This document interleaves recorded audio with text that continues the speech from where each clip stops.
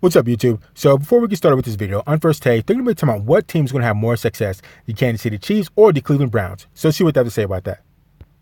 I'm only down on Kareem Hunt because I think he cost the Kansas City Chiefs the Super Bowl championship. I think the Kansas City Chiefs win the Super Bowl last year if Kareem Hunt doesn't get himself suspended. But here's what I seriously doubt that.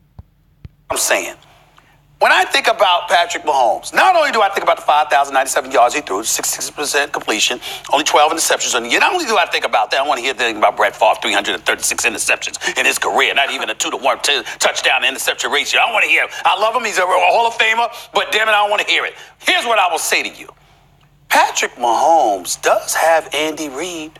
We keep forgetting that. Mr. Kitchens, we don't know what he can do yet. I want to hear, half the season you spent as the offensive coordinator, you calling plays and all that stuff. Hugh Jackson's going. Baker Mayfield is relieved he's gone and all this love affair. You're the head coach now. You're the offensive coordinator. You're not the personal caddy or the new star quarterback, the number 1 overall pick. It's a different ball game when you're the head coach. You know that better than me. Mm-hmm. So all I'm saying to you is Andy Reid, the system, Mahomes, my brother from another mother, Travis Kelce, whose decision-making is fantastic, by the way. Y'all have to figure out why I'm saying that. And you got that going on. You got that going on. I've known you a while. I can put two and two together. And Tyreek Hill is back. I mean, come on now. I'm not sleeping on Kansas City at all. You know what?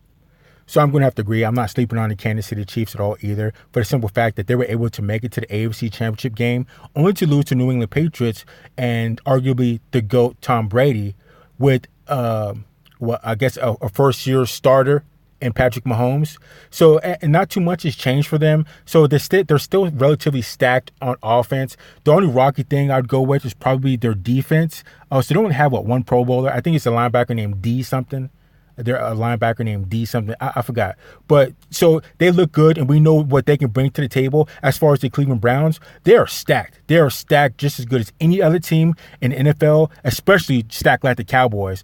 But we don't know how they're going to be able to play with each other. You don't know about how their team chemistry is going to be. You don't know how they're going to gel together. You don't know how all those egos are going to be taken care of, because everybody wants to be the star at the same time, and it just doesn't work like that. Everybody can't be the star at the same time. So we don't really know how the Cleveland Browns are going to work out. So that's why I'd have to go with the Kansas City Chiefs. I think they're going to have more success because we know what they can bring to the table. And I think they have enough to make another run to go deep in the playoffs. Even though the defense is kind of, lacking, I think the offense is high-powered enough that they can compensate for what the defense can't take care of. And as far as the Cleveland Browns, again, they are stacked.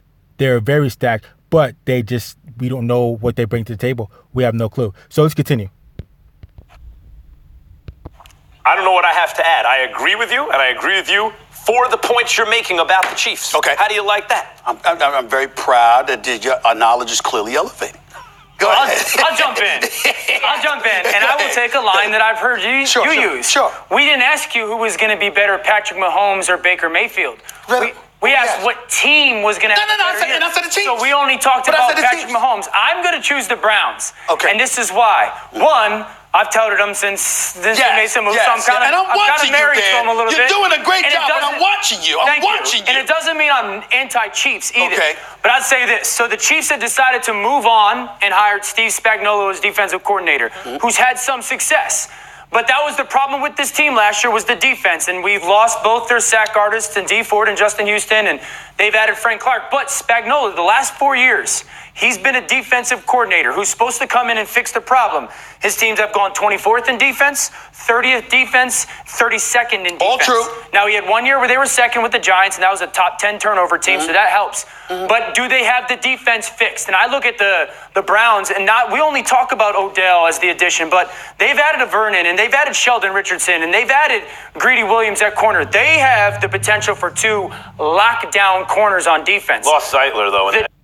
Yeah, he's correct about that. Like I said, the Cleveland Browns are stacked. They're stacked on both sides of the ball. The only problem with them is we don't know how they're going to be able to play with each other. We have no clue. Either they can come out there and be a Super Bowl caliber contending team from the get-go, or they can go out there and be pure trash with a bunch of superstars on their team, and that just hasn't been able to gel yet, and maybe it might take another year or two for them to get the ball rolling. But we don't really know. So let's continue.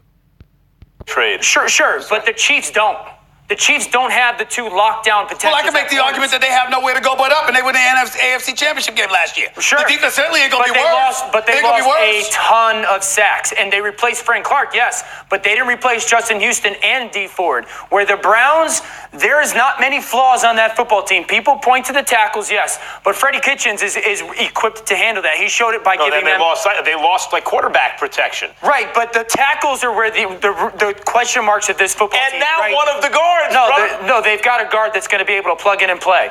So Freddie Kitchens showed that the identity that he can understand of run the football, play action shots with the additions. And I also look at this because we don't talk about this enough in the NFL. Okay. You want to be playing your best football really going into December, right? Okay. The Chiefs end with New England, the Bears, and the Chargers. The Browns end with Cincinnati twice and Arizona in their last month. So when we're looking at the totality of which team could have a better year and giving some time to play with all that stuff, the Browns are going to be favored going into the You know, that's very interesting what he said about that strength of schedule towards the end. So what the Kansas City Chiefs played, the New England and the Chargers and I forgot who else, the Bears. So that's gonna be a tough 3 games right there. A tough 3 games because the Chargers went 12-4 last year. The New England Patriots won the Super Bowl last year, and I forgot how I don't know if the Bears did so good, but that's gonna be a rough. At least 2 games out of the 3. And as far as the Cleveland Browns, they play Cincinnati twice, and I think Arizona once the last 3 games. So that's going to be relatively easy. I don't want to say easy, but it's manageable for them, especially if they're firing on all cylinders at that point in time, because Kareem Hunt should be back, and they should all be gelled and ready to go and firing on all cylinders to make a deep run in the playoffs. So that's a big factor, too, that strength of schedule. So let's continue. You know what? Those are very plausible arguments. Thank you. Those are very plausible arguments. But I don't like what you just did. You're very, very slick, okay? Because now you're bringing up the level of competition, sure. All right? And I got that. You got guys that have never played together. You got a rookie head coach, a second-year quarterback, okay? You've got some personalities on there that's going to want to be fed. It's going to be a complicated act to try and figure out how to feed that beast. But it's good to be hungry. I'm just saying, you throwing all of that in there, but you're making your argument. I'll give you that, but I'm still going to bet my money on the Chiefs being a better team. I will say this. I'm with you on the Chiefs because I didn't think they were going to have Tyreek Hill. So I thought, Browns look as good as anyone. Because it was quadruplets. It was Mahomes and Tyreek Hill. Really? And Kareem Hunt. And Travis Kelce. Wait, you're saying the Chiefs are going to be better? Yeah, Mr. Brown's cheerleader? Exactly. Mr. Brown. Yeah. Mr. Max, you can't already flip on people. You rode that train so hard. I got You on were vacation, leading the and the bandwagon. first thing I get from you within 30 minutes is to jump off of the Browns bandwagon. You've been raving about the them? Browns bandwagon. I will say, it's not so easy to plug and play when you lose Zeitler. He's one of the best pass-blocking guards in the NFL, and you have questions at tackle, and you have a new coach, and all those things I think can keep them to merely 10 wins or something like that. It's a really good team, and I think they can be Super Bowl contenders. You picked the Browns to go to the Super Bowl. No. Yes. Hold on, wait a minute. The Chiefs beat New England in the AFC Championship game last year, and a pre-snap penalty brought the ball back and gave it to New England again. Tom Brady threw an interception to end that game. That's funny, Max, because that's not how I remember it happening. That's definitely not how I remember it happening. Maybe the Mandela effect is happening to me right now, but because I'm in a different dimension or whatever. But I don't remember it happening like that. So let's continue. Fact. That's fact. Okay. We're talking about your perspective. You didn't come on this show months ago and say that the Browns were going to the Super Bowl. This is what I'm trying to tell you. They have a great coach. They just did that. I thought not only did they lose Kareem Hunt, who didn't play in that game anyway, Damian Williams played pretty well, but they also lost Tyreek Hill. So the amazing, best ever quadruplets I've ever seen were gone. It was down to the quarterback and the tight end. But if you're telling me you get a dynamic offensive player like Tyreek Hill back on that squad, you're basically returning the same squad. Okay, Max, so I can see the argument. You thought Tyreek Hill wasn't going to be playing because of Anthony had off the field. I can understand that because if your team has a major piece like a Pro Bowl wide receiver that's not going to be accounted for and playing on your team, that can definitely affect your winning percentage and how you go about doing things. So I can understand why you might want to jump ship from a team that doesn't have their star receiver. So I'll give you a pass on this one. I'll give you a pass. But let's continue. But pick out of the AFC. You're not returning the same defense. Hold on there. let me get this straight. Yeah. With all the acquisitions that the Cleveland Browns acquired that had you saying they going to the Super Bowl, now you're saying for the sole express reason that Tyreek Hill is returning, you change your mind? Yes. Okay. Tyreek Hill. Okay. When it's close, he's a bad boy. He's a bad boy. Here's my issue with the Chiefs still, and I love the Chiefs. Defense. Are they better on the defensive line than they were last year? No. Are they better at the corners than they were last year? No. Those are big deals in the NFL nowadays. That is a big deal, but they have a high-powered, stacked offense that's probably going to cover the spread of what the defense can't take care of, pretty much like what happened last year. So, I mean, their offense is high-powered, and they'll be able to compensate. It's not going to be easy, and it's not going to be fun, but Patrick Mahomes is good enough that they can definitely overcome what the defense can't take care of. So let's continue.